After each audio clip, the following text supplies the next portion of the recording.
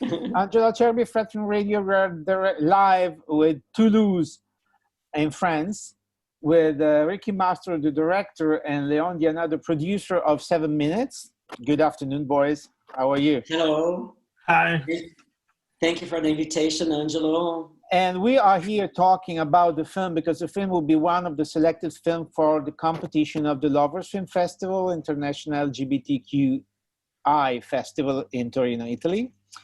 And I am here with this double hat, being the head programmer of the festival and also the reporter. And I fought a lot with this to have this movie in the festival. So I'm very glad that we managed to do it. So the first question is for Ricky, of course, the director, about the how did you build up the story and what was that clicked in your mind to tell us this specific story? Okay, so good afternoon, everyone. First of all, I'd like to thank you, Angelo, and the festival for it would be considered the world premiere of the film in festivals. I'm very happy to start the career of the movie there, because it's a festival that I have been participating since 2009 or 2010. So being part of Lovers and having my first feature there, it's a great pleasure. Thank you. Grazie. Prego. You're welcome. So what happened? How did I actually, this story touched me because something very similar happened with a friend of mine who ended up dead in a hotel room with his boyfriend. And that happened in 2014. And what really touched, of course, he was a good friend of mine. I was very sad. I was devastated. But something that really intrigued me, it was that his parents couldn't be in peace until they found a way to rationalize the thing, to understand really what happened. So it took around 2 years for them to find a way, and that was a journal that they found, and they create this narrative in their minds to explain why their son and the boyfriends of their son died. So that's how I started thinking about the film. The film. And I mean, what was the most difficult part for you in order to transport this like private life experience onto the screen? Which was the trickiest part in the adaptation? Part, and it's always for me the hardest thing to do is to put real life on the screen, because sometimes things happen in real life that they are not movies. So just to like transpassing this thing about, okay, this happened and how can I create a story around this? And then I worked in nightclubs for 10 years when I was really young. And then I want to talk about this problem that I think that is very present in our community, that is chemsex. And it's very interesting because I watched the premiere of chemsex at Lover Film Festival in 2016. I was going to tell you that because I remember that. And then I was like, okay, so we have a documentary about chemsex done in a very blunt way. And so I would like to tell a story, a fiction that will talk about chemsex, but in a way that will not put people, will not marginalize people, will not put them in the edges of society. You know, they would be people like us, like me, like people that I met and then I'm friends with, that unfortunately sometimes they lose their lives because of drugs. Listen, you talk about an obsession in the film, because beside the obsession to drugs, there is also this kind of obsession of the father of one of the two kids that is completely taken by finding out what was happening in the world of his son that he didn't know. And there are many controversial sequences in your film, which were like source of huge discussions in terms of what could be not that much shown or not shown, or how could this sequence can be perceived by the audience, how can this be disturbing too much or not. It was a very daring choice, especially for like a first film like this. So why did you choose this? Why did you think that those sequences that we are not, well, of course, spoiling them here, but why do you think that those sequences were so important to be shown? Because I think that 7 minutes, it becomes part of like a sequence of films that I speak about desire. And I really want to explore this subject that is desire, how desire can like takes you, and where you can go by having this desire. So I think besides the obsession of the father finding out, and I'm not giving a spoiler here, finding out what happened to his son, there was this desire that takes place on him, and he cannot explain what's going on. And I think that's a problem sometimes, that we have to explain what is going on, you know? And I had, during the last rewriting of the script, I had some very good discussions with Léon, he was present in the room, and we talk about this. Is that necessary? Would people believe on that? And besides all that, I had a friend of mine who is, like, right now he's 55, so at the time he was 52, 53, and then he was living this thing about questioning himself, asking where he could go, what kind of desires he could have. So there, I think that everything together, I thought, and then I was like, why not? It's so funny, Angelo, because I don't think nothing in the film is controversial. Well, you see, it's a question of perception. But I tell you that inside of the selection committee, there were some issues, not about the quality of the film, but about which actually were issues of intriguing. They were intriguing us more than frightening us, because we're not frightened of showing what life's about. But the thing was that we know that we would get some discussion out of your film. I'm pretty sure, for that specific sequences that I'm not telling now because it's pointless. People have to go and watch the film, of course. I want to ask to Léon, because you were involved in this film with Ricky, and you, as Ricky just told us, you were aware of which could have been the difficulties of promoting and of, let me say, selling such a film to an audience and to a distributor because of the issue. What was that for you important in the project in order to be part of it? So what was it that hooked you to the project? Je peux traduire pour lui? Oui, tu peux. Il voudrait savoir, parce qu'il a dit qu'il y a des points dans les films, c'est très polémique, et peut-être ça empêche les films d'être vendus ou être vus par les distributeurs et pour les festivals, etc. Donc, je l'ai raconté qu'on était présent à la dernière écriture de scénario, qu'on a beaucoup parlé, et c'est les choix qu'on a fait, qui ne vont pas donner des spoilers, qui peut-être pour causer des polémiques, c'était un choix qu'on a décidé d'en faire ensemble. Et donc, il voudrait savoir, j'ai oublié ta question, Angelo, désolé. Bon, Léon, je voudrais savoir, qu'est-ce qu'il y a eu dans le film qui t'a convaincu à le faire, même si ça aurait pu être un peu compliqué, un peu risqué? Par rapport aux scènes qui pourraient poser polémique. En fait, pour moi, il n'y a aucune scène qui pose polémique. En fait, je me suis pas posé cette question quand on a construit, enfin quand on a retravaillé la dernière version du scénario et du projet. tout est rentré pour moi dans la narration du film. Donc tous les choix qui s'impliquent ne m'ont jamais posé la question est-ce que ça va gêner des gens. Ensuite, on avait aussi cette liberté de faire un film tel que Ricky voulait le faire aussi. Je crois que c'est important. On avait cette liberté de pouvoir faire tout parce que justement, on était tous les deux et on n'avait pas quelqu'un qui nous disait attention, vous allez peut-être un petit peu borderline.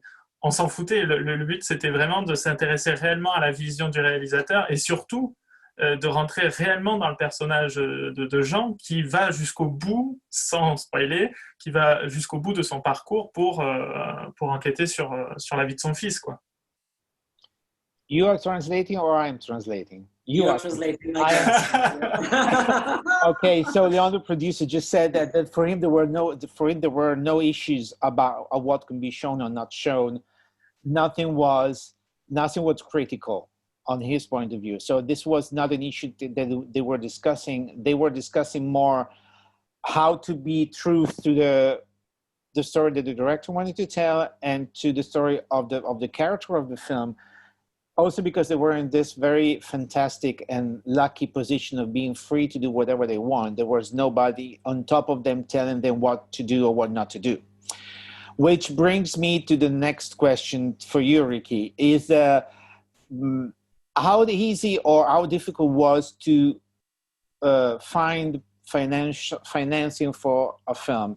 Because this question is made out of the general issue that all first-time filmmakers, especially for feature film, of course, especially for LGBTQI themed films, are facing in terms of, especially mostly in Europe, to find money to tell the stories. How was the path that you went through in order to be the film produced, and how easy was it, if it was? Okay, I'm going to tell. But can I just add something from the previous question? Just a little one thing. Yeah, last of course thing. you can. There was a limit. The limit was that Jean, the father, will never touch GHB. Okay. So that's the only limit that I put to me, to everyone, was that he couldn't get high. Which makes sense because it's a generational issue.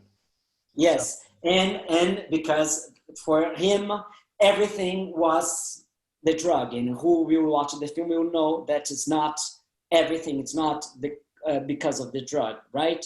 But going back to your question, it's how did I finance the film? The thing is that if I can tell anybody, like if I can give a tip to anybody, if I could, would be to have a strategy. Okay, so this film, since the beginning, since the first line that I wrote, there was a strategy behind. And what was the strategy behind? I had the open reel, Cosimo Santoro, who was my sales agent for my past 2 films, short films. Mm-hmm. So he was, we worked together, and the thing is, the film started when I found out, Angelo, that I could get some money from my university, that I could have a small grant from my university. So I had done 7 or 8 shorts. I found out that I could get this money. That was not a lot. Was around 8,000 euros. And then I thought, I'm going to do a long short. I'm going to do like a film, like a 45 minutes film. Okay. And then I started to think about the film. And then the Spanish director called Roberto Calston, I don't know if you know him. No, I don't. He came to Toulouse for the LGBT Film Festival here in Toulouse. And then we talked, and then he said, why are you doing this long short? Why don't you just do a feature film? Whoever does a film of 45 minutes can do a film of, can do a 7 minutes, 75 minutes, you know? The same effort that you're gonna do doing a long short, you're gonna have a feature film. So what happened was that I started thinking about this. That was like around, and then I thought, I'm gonna talk to Cosimo, and maybe he can do what he did with Xavier, that was becoming an associate producer of the film. Mm-hmm. Yeah. So I flew to Lisbon during Queer Lisboa, that I had one of my films selected there. And then Cosimo was there. And I just flew there. I'm sorry, but I just flew there because I want to talk to him. And then I pitched the film with no script. And then it was. And then he accepted. And then he accepted. And then I started getting money here and there. I got from Hornet, you know, the application. Yeah. They thanks to Travis Matthew. Do you know the director? Yeah, Travis of course Matthew? I do. Of course I know. Yes. So thanks to him and to João Frederici, I got the contact of Christophe Marté, who was the ambassador of Hornet here in France. So I got this money. And then I had a good friend of mine, Yasmin, who said, I can give you some thousands. And then I started collecting money here and there. I worked. It's a real independently funded film. Yes. Completely. Completely independent funded film. What gave us a lot of liberty. What made us very poor. Because from the beginning to end, I put my own money, and Léon too, he put his own money. But I had a strategy because I had a sales agent behind me. Yeah. I knew the film was going to be distributed. So if I could give a tip, just to go back, and is that if you want to make a film, write a strategy before thinking about before shooting the film. Mm-hmm. Because I have lots of friends who actually they shoot the film, but they cannot distribute the film. They don't have a way to distribute the film because they don't have the strategies behind. I have one last question, which is a comment and a question. One of the good aspects of your film to me was that it's one of the shortest feature film in the last 5 years that I've seen. But it's shortest. It's short because it has to be that way. I mean, it's not. It's very dense. It's very cohesive. So the narrative is good. There is nothing that is shown is too much or superfluous. It's very intense. Was it a choice, or was it a choice because you didn't have enough money to make it longer, or because for you this was the only way to do it? Actually, I'm going to tell the truth. We had more minutes. We had around 15, 20 more minutes. Mm-hmm. Okay. But we did the first version. And then Léon and I, we started working together, editing the film. And actually the film got back and that's very important. The film got back to the stage where I thought should be. That should be one trip to Jean, to this world, that he will know this crazy thing happening in his life and his way out. So I thought that this Jean's adventure through the film during the 76 minutes that the film takes place would be enough for him, for the audience, for everyone to experience, to almost have the same feeling. Do you understand? Yeah. Because we all, in a way, foreigners to this world. So we had some more images. Léon is very, as an editor, because the producer became one of the editors. So he's very, how can I say, blunt in his decisions too. So there were some times they said, we don't need this, we can cut. And I'm very also, if you tell me, and I'm not very, how can I say, attached to the images. Do you understand? I'm attached to the story. So which is very good for a producer. For the producer point of view, producers directors are not like keeping the baby under their arm, so to let the baby to go free. And no, I mean it. I want to ask you this because it was very. It was shown by the film that this story was so intense that couldn't be told in another way than this, and couldn't be told in another length than this one. So the film is good as it is. There is nothing missing and nothing superfluous. So Léon, if you were blunt, you did good. So Thanks a lot. Oui, après, il n'y a pas que le montage, c'est aussi au scénario, où je sais pas, parce que le scénario était plus dense aussi. Ça a été un choix avant le tournage aussi de faire un film concentré aussi comme ça et de le penser comme ça, en fait. On s'est dit à un moment, qu'est-ce qu'on veut réellement faire avec ce film? Donc Ricky avait aussi cette vision de faire un film très dense et très où on suit Jean tout le temps de A à Z. En fait, on aurait pu faire le choix de rester avec au cocon, avec d'autres personnages, etc., etc. Mais au final, le film était avec Jean et on est resté avec Jean. Mm-hmm. Because there is some other. Now let me translate this, right? So Léon was saying that besides being himself a very blunt editor, the work was done already on the screenplay. The screenplay was already very dense and very concentrated on that specific character. So there was no way to. It was a choice of being concentrating on that character and not going around following other characters presented in the story that could have been distractive to the audience. So that's it. Yeah, I think there's, for example, there is the character of Astrid, who is the host of the club, who's very interesting. No, she is very charismatic. I was very in love with her, but during the shootings. And we had some extra images. But then, it's not a street story. It ends Jean's story.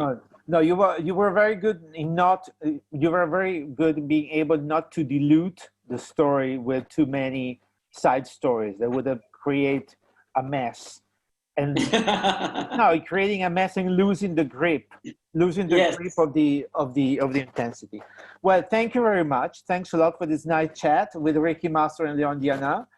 And I'm very sorry that you cannot be with us for the festival, but in Torino for the lovers, but it's not up to anybody. But yes, I would like to thank you, to take this advantage. Thank you, Angelo, who supported the film since Sofia. No, we met in Sofia. Since the very beginning. Yeah, I know. Yes, and to thank you, Giovanni, the festival, and thank Flavio, Salvio, everyone, and especially Cosimo, who publicly I would like to thank him because he was my biggest supporter in this adventure with Léon. So was Léon and Cosimo, and so without them I couldn't make this film happen. So now you can concentrate on a new one because we're waiting for you in the flesh for the next one in Torino, and of course on Fred Radio for another interview. So thanks a lot to Léon Diana and Ricky Mastro. I'm Angelo Acerbi for Fred, the Festival Insider. Bye-bye. Bye-bye.